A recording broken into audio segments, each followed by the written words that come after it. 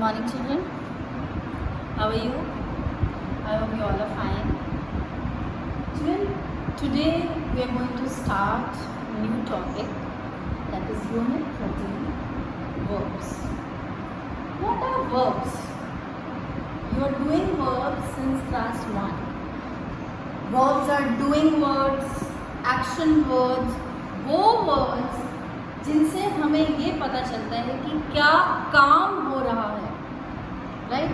अभी तक आपने इतना ही पढ़ा कि वर्ब्स वो वर्ड्स होते हैं जिससे आपको ये पता चले कि क्या काम हो रहा है, इसीलिए आप उनको बोलते हो एक्शन वर्ड्स और doing words.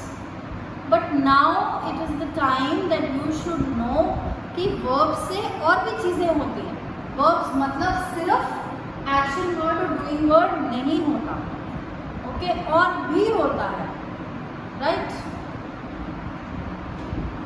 I explain. See, being is also a verb, possession is also a verb, action is a verb. Being means आप क्या हो या कोई पर्सन क्या है. Tells what a person, animal और थिंग इज. कोई पर्सन, एनिमल या थिंग क्या है, उसका होना इज बीइंग. वो क्या है. Example, monkeys are naughty animals. एक स्टेटमेंट है, monkeys naughty animal, naughty animals है. मंकी क्या है, नॉटी एनिमल्स. सो ये बता रहे हैं कि मंकी क्या है. तो ये मंकी का बीइंग है, राइट? इट इज बीइंग कि मंकी क्या है, that means being. So tells what a person, animal or thing is. वो क्या होता है, being. ये भी verb है. इसमें monkeys are naughty animals में verb क्या है, are. Because are से आपको पता चल रहा है कि monkeys naughty हैं, right? So being, जो word being show करते हैं कि वो जिस word से पता चलता है वो किसके लिए बता रहे हैं, क्या. monkeys हैं. So इसमें वो आपका are है. Naughty animals, right? R is the verb. Let's come to possession. बेटा, possession means belongingness. आपके पास क्या है, क्या belong करता है किसको, right? So tells what a person, animal or thing has or possess. किसके पास क्या है, क्या चीज किसकी है. जिस वर्ड से ये पता चल रहा है वो भी आपके verbs हैं. जैसे monkeys have long tails. monkeys के पास क्या है, long tails है. तो have, here have is also verb. आपने अभी तक are, is, am, has, have इन सब के लिए क्या पढ़ा था कि ये auxiliary verbs है, helping verbs है, ठीक है. अब सिर्फ ये सोच के कि ये helping verbs है, इनको underline कर दो, नहीं. You should know the reason कि इनका क्या वर्क है. इज एंड आर, इन सबसे बीइंग पता चलता है. Is and are, which, was, were, इससे क्या पता चलता है, बीइंग. कौन क्या है. Is and are, was, were से पता लगता है, right? Possession, has, have, had, ठीक है. ये 3 वर्ड से पोजेशन पता चलता है कि किसके पास क्या है, राइट? एक्शन तो आप हमेशा से करते आ रहे हो. Action everybody knows about action. Tells the work done, जो काम हुआ, that is the action. Monkeys are snatching fruits from the passer by. जो पासर बाय है, पास से निकल के जा रहा है, जो क्रॉस कर रहा है, उसको मंकी ने उससे क्या किया, फ्रूट स्नैच कर लिया, राइट? सो आर स्नैचिंग, इसमें वर्क क्या हो गया आपका, are snatching. monkeys are snatching food from the passerby. R भी आप अंडरलाइन करोगे, राइट? नाउ अब आप बोलोगे कि मैम R तो ऑक्सिलरी वर्ब है, बट वर्ब तो है ना, R is also verb. So you will underline R snatching. सिर्फ snatching अंडरलाइन किया तो wrong, okay. So you have to underline complete verb, okay. Now let me tell you, verb can be of one word, it can be of 2 words, it can be of 3 words also. It depends कैसा sentence है, उसमें कितने verb हैं. तो verb आपका ये नहीं कि सिर्फ एक ही वर्ड का वर्ब होगा या 2 ही वर्ड्स का होगा. No, it can be of 3 also. I'll give you some examples. One word verb. The fairy was beautiful. अब इसमें आपका being है. कौन सा सेंटेंस है? किसका सेंटेंस है? being का, possession का, action. आपको डिफरेंस भी करना आना चाहिए कि कौन सा सेंटेंस being का है, कौन सा possession का है, कौन सा action का है, right? So the fairy was beautiful. fairy बहुत सुंदर थी. इसमें was आपका verb है. beautiful don't mix. beautiful आपका verb नहीं है. beautiful उसकी quality है. so it's an adjective. was is verb. ये क्या है? One word verb. ऐसा सेंटेंस जिसमें एक वर्ड का वर्ब है, right? Now two word verbs. The fairy was helping a child. वो आपका एग्जांपल इधर लिखा, मंकीज आर स्नैचिंग, जिसमें वर्ब आपका दो वर्ड्स का हो गया. The fairy was helping a child. इसमें आपका वर्ब क्या है? Was helping. Okay. Then comes to three word verb. The fairy would be helping. जो भी हुआ नहीं है पर होगा, होना है जो कुछ.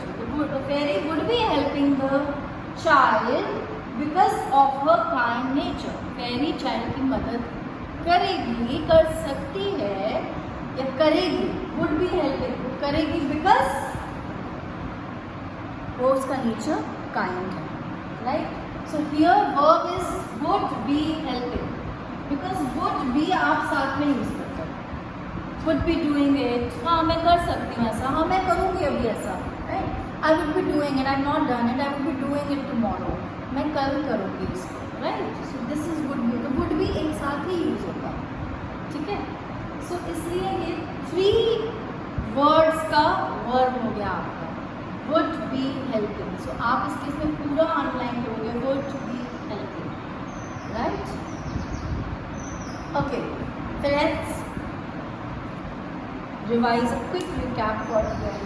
We'll do a quick recap of verbs again. Okay, children, what are verbs? Action words, doing words. Okay, action words, doing words. But now more to it. सिर्फ action words और doing words नहीं है. अब हम उसमें और add करेंगे. क्या है verb? Being is also word. जो वर्ड्स ये बताते हैं, किसी का बीइंग बताते हैं, किसी का कौन क्या है ये बताते हैं, वो वर्ड्स भी आपके वर्ब्स होते हैं. Example is, am, are, was, verb, right? किसी का बीइंग बताना. She is a good girl.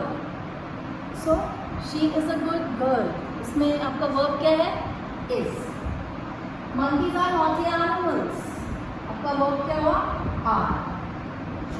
Possession, किसके पास क्या है, जिसके पास जो चीज है वो बताने के लिए आप क्या यूज करते हो? Possession.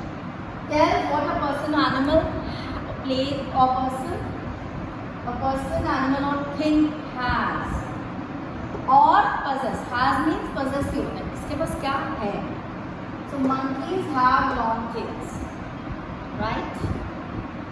She has a pink color pencil, right?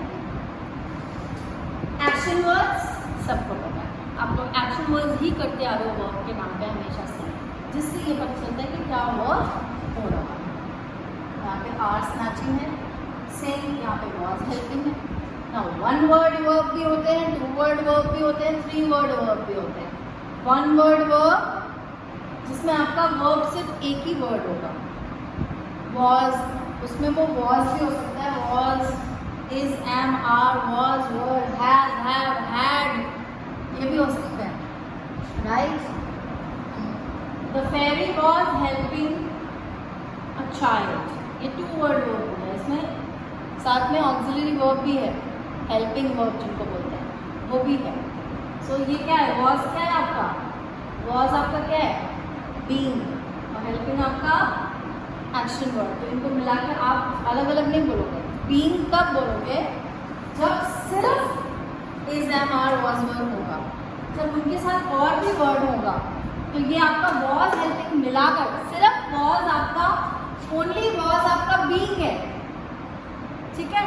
और ओनली हेल्पिंग आपका क्या है? एक्शन है. बट जब इन दोनों को साथ में हम यूज करते हैं तो we will not consider it being, क्योंकि ये आपका एक्शन बता रहा है वॉज हेल्पिंग, और वॉज की वजह से हमें उसका टेंस पता चल रहा है कि पास्ट टेंस में हुआ था, पहले हो गया था वॉज हेल्पिंग आपका एक्शन हम बोलेंगे। जब वॉज अकेले यूज होगा तब वो बीइंग होगा, जब वो किसी एक्शन वर्ड के साथ यूज होगा तब वो एक्शन कंसिडर किया जाएगा, right. 3 word verb, fairy would be helping the child, वो हेल्प करेगी चाइल्ड का क्योंकि उसका नेचर बहुत काइंड है, बहुत अच्छा है, right. Now shouldn't we have to do does did exercise also? Is and are was were rule also. I'll tell you the rule of have had also, right? But in today's class we'll only do the rule of do, does, did. Okay. Now do, does, did ऐसे हम बोलते हैं do और does दोनों किसके लिए use होता है? दोनों यूज होता है प्रेजेंट टेंस के लिए, right. And did is used for past tense. So did में तो कोई कंफ्यूजन नहीं है, अगर आपका सेंटेंस पास्ट टेंस का है तो आप did लगा दोगे उसमें, क्योंकि did एक ही पास्ट टेंस का एक ही वर्ड होता है डिड, तो आपने डिड लगा दिया। पास्ट टेंस में आपको कोई कंफ्यूजन नहीं है, पर प्रेजेंट टेंस में बेटा 2 वर्ड्स हैं, डू भी है डज भी है, तो आपको कैसे पता चलेगा कहाँ पे आपको डू लगाना है, कहाँ पे डज का यूज करना है? ऐसे पता चलेगा जब आपका subject I, you, we, second time I, you, we, they, जब ये वर्ड्स आपके सब्जेक्ट हैं तो आप क्या यूज करोगे? डू। आई और यू,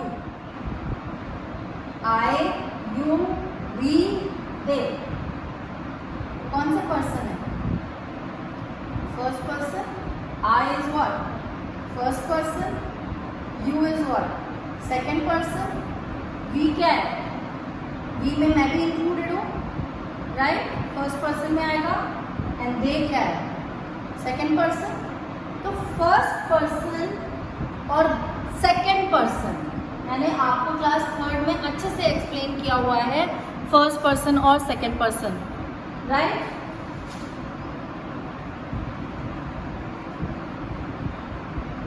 सो बेटा फर्स्ट पर्सन मतलब जो बोल रहा है, सेकेंड पर्सन जिससे बोल रहा है, और थर्ड पर्सन जिसके बारे में बात कर रहा है, किसी कोई और अलग, जो 2 लोग बात कर रहे हैं वो 2 नहीं है उसमें, राइट। सो जब फर्स्ट पर्सन और सेकेंड पर्सन होता है, ऐसे आप ये भी लर्न कर सकते हो आई, यू, वी, दे, पर आपको पता होना चाहिए कि फर्स्ट पर्सन और सेकेंड पर्सन के लिए आप क्या यूज करते हो? आई, यू, वी, दे। तो जब आई, यू, वी, दे वर्ड है तो आप प्रेजेंट टेंस में डू यूज करोगे और पास्ट टेंस में डिड यूज करोगे, राइट। जब ही, शी, इट यानी थर्ड पर्सन है, ही, शी, इट, किसी तीसरे के बारे में आप बात कर लो, अपने फ्रेंड से बोलो he is doing his work, तो कंटिन्यूअस टेंस हो गया। He did his work yesterday या he does his work very neatly, तो he के साथ does प्रेजेंट टेंस में, she के साथ does, it के साथ does present tense, past tense में इन तीनों के साथ did, पास्ट टेंस में सबके साथ did। I, you, we, they, I do my work neatly,